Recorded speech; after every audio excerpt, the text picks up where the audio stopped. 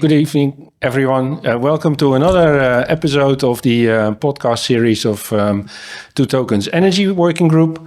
And we are happy to have a discussion today about communities. So, Jos Röling, I'm the captain of the Energy Working Group. With me is my co-host, Alex. And we have a long-term member, participant and contributor of the Energy Working Group, Edgar, with us today. And he is very enthusiastic in his new investment and participation and drive of a new software stack, Hypha Energy. And we'll dive into what it will bring, what it will solve for energy communities. So for those of you who are not familiar with Edgar, a short introduction of yourself. All right, so I'm Edgar Kampers. I'm in this Power of the Many working group since the beginning, almost. Spend a lot of time on research. I'm not from the energy industry, so this was for me a deep dive in a new topic. And we decided upon all the discussions that we have that it was time for building a new solution specifically focused on citizen-led and municipality-led renewable energy communities, which is a huge group. And it's growing very fast, and we will have hundreds and thousands of them in 2030. But the big problem that they have is that it's very hard to organize that. They need to become a cooperative, they need to accept ownership from their members, they need to decide how they are going to do things, and if they are going to invest in a bigger battery or in an EV charging station or whatever. And all these things are super, super hard. So all the communities we spoke with, and that's like many of by now, like a group over 50 potential consumers we spoke with, they have huge difficulties in making this simple. For most of them, it's voluntary work. It's something they do besides their work, or if they are pensionadas, they do it at their old age, and they spend a lot of time in organizing themselves well.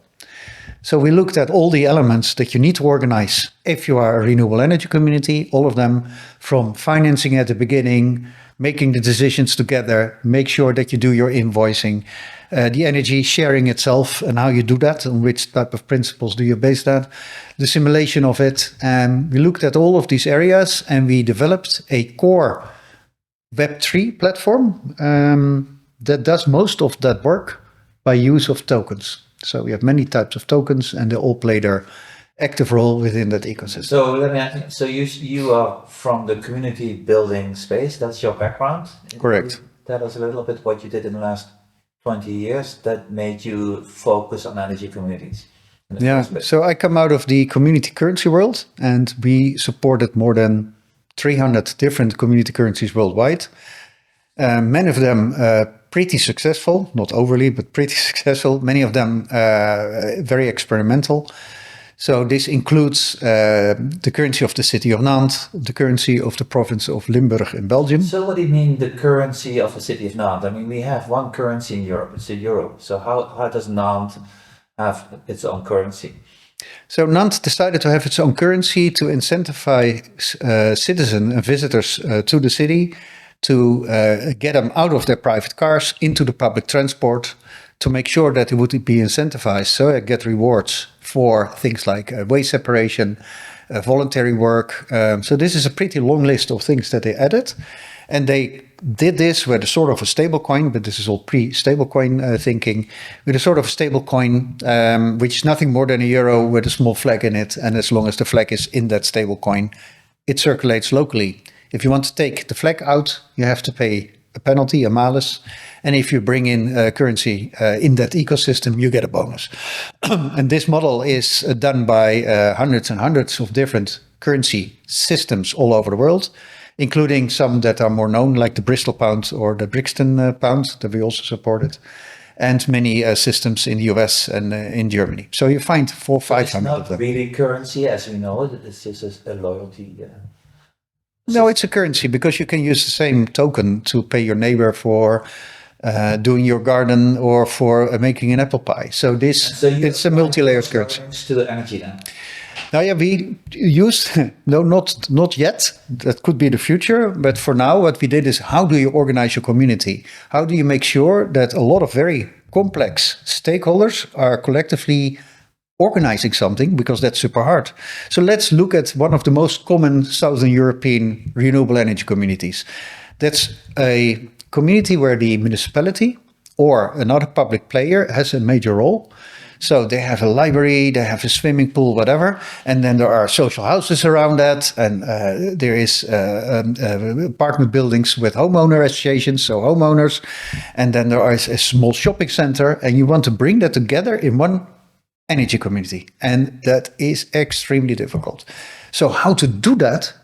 We have a lot of experience in multi-stakeholder governance and how to bring all these stakeholders within one system, one platform, and organizing that. The big difference between now and say 10 years ago is that 10 years ago, this was me and my colleagues going to all these parties, speaking with them, making agreements, organizing this. Nowadays, we have management software that helps us in organizing this hyper efficient. And that's based on DAO software, decentralized autonomous organization software, which we adapted fully for what we call the digital association or the digital cooperative. And that's the software that we are rolling out currently. But I think that the crux of getting a community off the ground and getting members participating in a community is to build trust, to engage with them, to activate them for a situation that is low interest, and people don't want to pay any investments in that. And if I reflect on community meetings that I've been to, you see a very low participation in those meetings. So the board members of the community are making long hours, as you explained, and feeling alone in the desert, and having very much trouble in getting traction, even within the community members, let alone the to-be members. Yeah, this is of course correct. So you have always this real reality, the physical layer. What we do with the platform that we offer is we bring down the administrative costs of all the transaction, of all the legal stuff, of all the payments. We bring that down with 90% plus. So that is the thing that we deliver to these boards and to people organizing. The other part, the heavy lifting, still needs to happen, correct? They still need newsletters, social media, explanatory videos, meetings where they try to collect as many people as possible, including people that are different. And most energy communities, let's use an example here, are set up by older, gray, white guys with higher education and a lot of technical backgrounds that think, I need a nice hobby. Let me start up an energy community. But the people living in these neighborhoods are young, or they might come from different culture, or they only live for 3 years. And so you really build on the belief that the bottom-up movement will do this by itself, and the early adopters would be, the 60+ enthusiastic. So we try to break out the 60 hours here. Yeah. So the 60 plus is something we try to break out with all these ways that we used in the past to engage with groups that are not yet engaging. And then we speak about reward systems, social media. So how do you, because basically you want to change the behavior of consumers, right? And I remember 15 years ago with the whole mobile revolution, that was consumerization of IT. It's basically the same, right? So if you make it very hard for something that's low interest, low cost, you're not going to engage the members in those communities. Have you figured out a certain app, or are you using a certain well-known consumer brand that engages those participants in the energy communities to get motivated to participate? How do you do that? So yes and yes. We have a platform, and online. You can go there via your laptop, but that's more for the organizers. But you don't have a mobile app. And yes, we do have an app. The app is fully running, and that app is for the end user that is just wanting to have a snapshot of the energy, wants to see which proposals are active within the community, and these type of stuff. But so do you really think, sorry to be critical, right? You know me, that the average user in a VVE or in a homeowner association is really interested in how much he uses and how much he can save? The answer is, of course, not. No. So, but the thing is, we have a huge market. And we can see which percentage of that market will go for shared energy, because we base that on research of the EU and many other institutions. So we can see from all the energy that will be produced in 2030, for example, from solar and wind, which part is rooftop. All right, we know which percentage that will be. We know which part is utility scale, so for the grid with big suppliers and big consumers involved. And then there is a pretty small part, but still a whopping 20% of the total, which is shared. We go for that 20%. And that not every homeowner association is interested to be one of the first communities. I totally I get that, but I'm not so much interested in homeowners. So I'm interested in the individual person, every pair of eyeballs that's on your app that's supposed to use this, right? I'm just trying to ascertain how the average consumer will turn into a prosumer and use your app and get engaged, because I don't see the motivation. So the most important answer is that I don't need to have this full market. I don't care about that. I only need the consumers that are there and their associations or cooperatives that they already established that want to make that step and that now have a lot of problems with organizing this properly. Yeah. That's enough, because we only want to reach only 10,000 communities in Europe in 2030, 10,000, which is of a total market, which is at least 600,000. And that's if it goes in the current speed. The EU predicted that 2025, that's today, correct, that every community with 10,000 or more households would have its own energy community. Now, we are extremely far away from that. It will pick up. We have very conservative predictions in how that market will grow, and we only need to have 1 to 2% of that total market to reach 10,000. If it goes in the speed that the European Commission wants... But you still haven't answered one question, that one question that Jos is also looking for.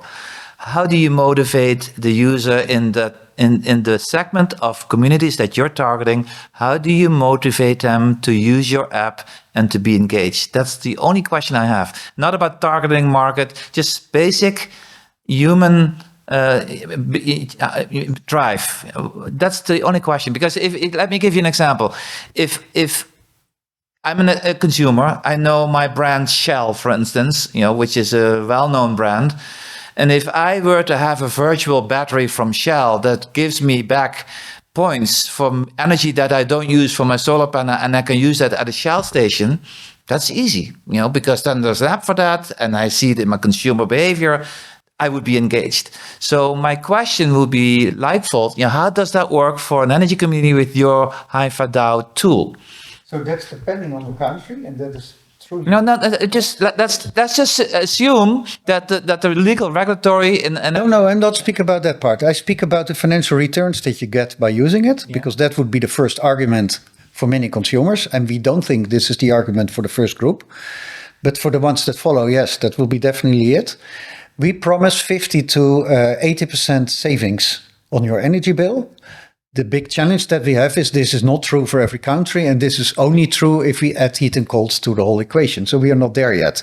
This is something we need to grow into. So at the moment, we go for the low-hanging fruits, which is super important to say, because we don't expect that every John Doe will choose a solution in this moment. That's not the case. We don't need that, though, because Europe is 400 million people, even more. I don't need to convince everybody. I just need to convince the people that already are on that track.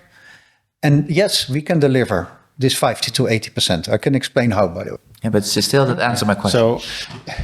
I think that if I reflect a little bit on my own behavior, right? So it's a set or forget kind of approach. Yeah. So if you're enthusiastic, you look into your energy profile.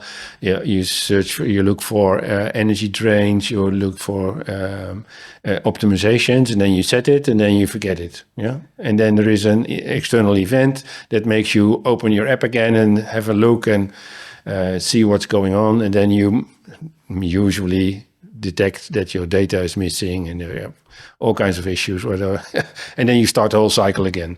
Yeah, so I'm with Alex that it's the engagement of community members is very, very crucial. So let's speak about what is then the reason for you to go back to that app on a regular basis. First one, you are co-owning the asset. Let's go for the simple model. We have an apartment building, 100 houses. Everybody owns 1% of the rooftop and the battery. Okay, so it means that you get 1% of all the production minus costs. The smart contracts that we have allow for different buckets in the treasury. So we have a treasury and there are different possible. Now, we decide that we use 10% of the energy value and put that in a bucket so we can start car sharing next year. There's a second bucket of, say, 10%, where we say we are going to start a basic income for the elderly in our community that have energy poverty issues. They're on low income, they have difficulties to pay for that. So these type of things are proposal on the platform, proposals, which you can make yourself. By the way, there's a whole model behind that and how you come to a proposal that gets a majority. So this is discussions and several phases, whatever, but it ends up with a proposal on that platform. You can see them, you can vote yes or no, depending on your voting system, say one man, one vote. And if there's a majority of the vote saying yes, or 80% or whatever they decide, then that happens. This means that for many people, this is a meaningful tool. This is not something empty. It's about real money. And yes, if the energy bill in the Netherlands is 200 euros maximum, then that's sort of the max you can play with, correct? It will not be bigger than that. It will probably get smaller because we do savings. Yes, you have control. And a lot of people will be very interested to make sure that the things that are important for them, that these things come back in that community. We basically organize that community in a different way by organizing a digital twin for everything around ownership control. But that means that your first launching contact is an energy community that will morph into community services for other aspects as well. Under the assumption that people are engaged. Want to do that, but can you then sketch out a little bit how an engagement process looks like? So let's say I'm a community board member. I'm running on my toes. Excel is very difficult to do my administration. So how does that whole process look like? So we find each other. Somewhere. Okay. All right. Yeah. Then it starts. We propose to do a workshop because that is the nicest way. It is the best way for us to understand deeply what you already did and what your challenges are and how much you're already producing, for example. And in that workshop, we look at what we call your purpose. So what do you find important and what's the hierarchy in that, which defines a lot of things on top of that, by the way. We define with you the way you want to steer yourself and where you get your money from, which part comes from the own community. So that's the investments that people do, which parts do we need to borrow outside. That leads then to a equity model, a way to pay for all this, and the ownership model. And then as a last step, we are going to see how you want to do your engagement, what you need for that, which type of tools. Then we push a button at the end of that process, and boom, the whole thing is standing. Because everything is templated. The software template. Software templates. Okay. So we have different governance templates. At the moment 4, this will go up. We have several ways of optimizing the energy management system. We have 3, but this will also go up. We have legal wrapper templates. We have 2, but it might be more, etc. And by choosing all these templates, click, click, click, click, boom, the whole thing works immediately, correct? And that is a speed up. So we don't think that existing energy communities will be our biggest target groups. We think it's new ones. And then you need to look at who is starting these new ones exactly. And then if we look around, this is municipalities, because the political party that won the election decided that there need to be energy communities, we need at least 10. And then there are 3 people in that department getting the assignment to do that. They are going to look around. How do we do this? They find our solution. That's a starting point for us. So are you targeting consumers then, rather than businesses? So in the first phase, we are targeting municipality-led and citizen-led renewable energy communities, yes. And only if that works, because this is by far the most complex case to organize. If we crack that nut, then yes, we also go to the commercial ones and the industrial ones. But that's for us much simpler to organize, because a cooperative is way more complex. So why would you do the more complex first and the easiest later? That doesn't make sense. Okay. It's a choice we made because that says something about the one of the founders of Hypha Energy is Hypha DAO or Hypha.earth, which is a network of more than 2,000 people that all contribute to creating this ecosystem. 200 of them are active developers. So we have a lot of developers doing pieces of work. Developers can be IT, it can be creating the app, it can be creating the different use cases. There's also one for regenerative farms, there's another one for social housing, there's a third one for software companies that like to work together, etc. So it's a huge ecosystem. We are only one group in there organizing that energy part. But because of this full ecosystem, there is so much tooling that finds its way to something that's useful for us. Everything is open source. The biggest point that we need to make, the biggest complexity, is integrating this without creating more complexity for the end user. And that's the biggest problem. How do we keep it so simple that people of my age, 60 years, like us, like us. That people, so my neighbor, that she is able to download the app, understand it immediately because it is intuitive. Because if that's not the case, she will never use the app. And it also allows us to work with a minimal, but it will be there, a minimal help desk. On several. I have one more question, and then you can ask a question. Because this bottom-up movement is important. European Commission, European Union, really wants to move this. We get all that. It's a very fragmented space in Europe. Still, we can't ignore the fact that the DSOs, there's big energy companies out there that own this space. How do you position yourself against that? Because that's not even David and Goliath. That's like your little son. Do you have a view on that? I know we've discussed this openly and many times, but because you are dependent on the DSOs because they have the infrastructure, they have the data, they have the contracts. How are you going to manage that with your tool? So I think the simplest answer is we solve a social problem for them. Yeah, that's great, but they are not interested in the social problem. I disagree with that fully.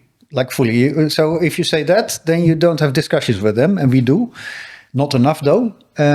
So Europe needs to do grid upgrades to make sure that we are able to continue with centralized energy production, wind on sea, huge solar fields in the desert, and then, of course, all the other ways that we did from the past, nuclear including, and then distribute that to all the villages and all the areas in cities. That's the old model. We move away from that to a model where more and more is done decentralized.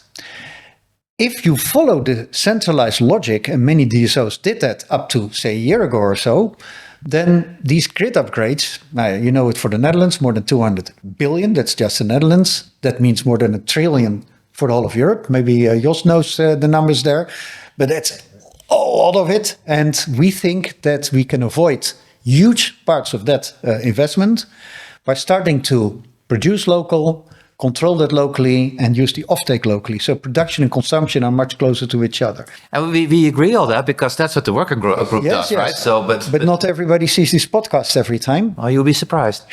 So the reasoning is that if we say that in 2050, 50% of all the energy is still centralized and the other 50% is decentralized.